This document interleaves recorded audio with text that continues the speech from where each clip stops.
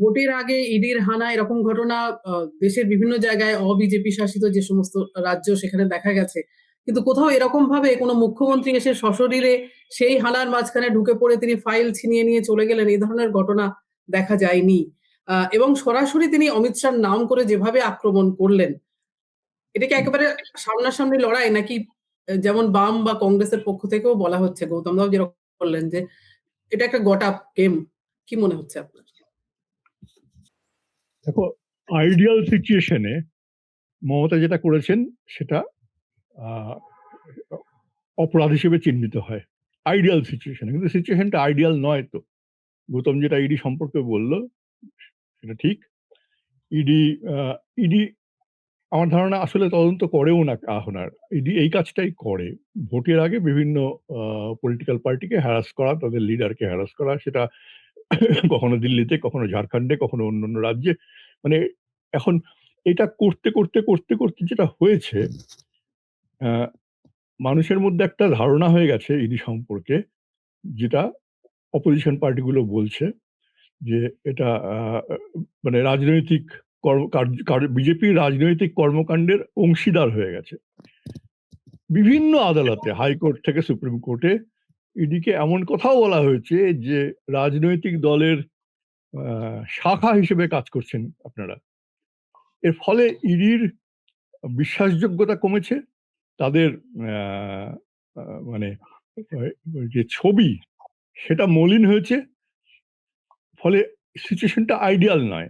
এই সিচুয়েশনে মমতা যে কাজটা করেছেন তাতে দেখা যাচ্ছে একটা তো লিগাল প্রশ্ন, কিন্তু আরেকটা প্রশ্ন তো আছে, মানুষ কিভাবে দেখছে, অপোজিশন পার্টিগুলো কিভাবে দেখছে।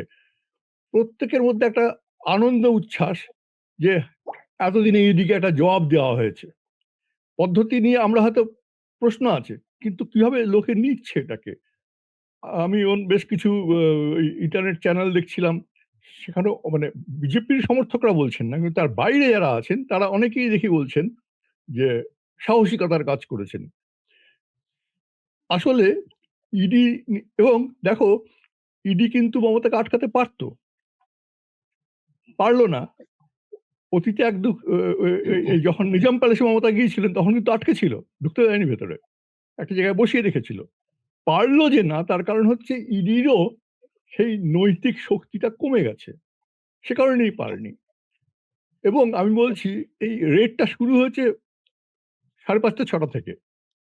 মমতা ইচ্ছে করলে তখনই যেতে পারতেন, মমতা এটা গোপনে করতে চাননি। তো উনি সমস্ত মিডিয়ার সামনে কাজটা করতে চেয়েছেন। ওই ফাইলে আদৌ কিছু আছে কিনা আমি জানি না, ওই ফাইলে হয়তো কিছুই নেই, কিন্তু এই যে আমার রাজনৈতিক তথ্য, দলের তথ্য চুরি করতে এসছে ইডি, এইটা নিয়ে ইলেকশনের আগে ইলেকশন মোডে চলে গেল। দেখো পলিটিক্স করছে সবাই, বিজেপিও পলিটিক্সই করছে। এর তৃণমূলের সাথে যে দুর্নীতির অভিযোগ আছে এতে কোনো ভুল নেই, বেশ কিছু বহু টাকা ধরা পড়েছে, কিন্তু তার মানে এই নয় যে তৃণমূল কংগ্রেস দুর্নীতি পরায়ণ এবং বিজেপি তা নয়। বিজেপির দুর্নীতি তার থেকে অনেক বড়, সেটা অন্য কোনোদিন আলোচনা হতে পারে। রাজনৈতিক দল এবং দুর্নীতি বহু বছর ধরে পাশাপাশি হাত ধরে হেঁটেছে, এখনো হাঁটে, সেটা অন্য প্রশ্ন।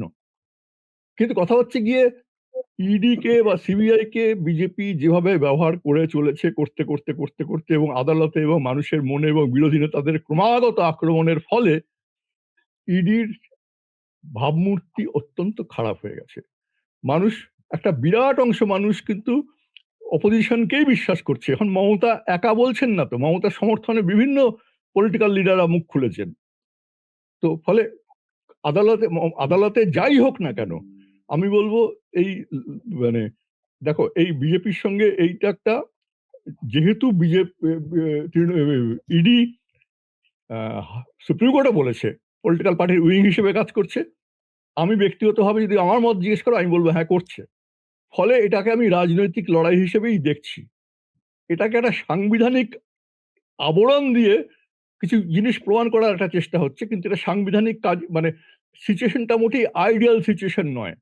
এটা সংবিধানের প্রশ্ন নয়, এটা হচ্ছে গিয়ে ক্রমাগত একটা এক্সিস্টিং পাওয়ার তার বিভিন্ন অস্ত্র প্রয়োগ করে অপোজিশনকে দুর্বল করা, জেলে ভরে দেওয়া, আটকে রাখা। কেজরিওয়াল বা আপের যে এতগুলো নেতাকে বন্দি করা হলো, তারপরে ইলেকশন জিতে যাওয়ার পরে তা নিয়ে আর কোনো তৎপরতা নেই। ঝাড়খণ্ড নিয়ে কোনো তৎপরতা নেই, অথচ মুখ্যমন্ত্রীকে বন্দি করে রাখা হয়েছিল। এরকম অসংখ্য উদাহরণ আছে।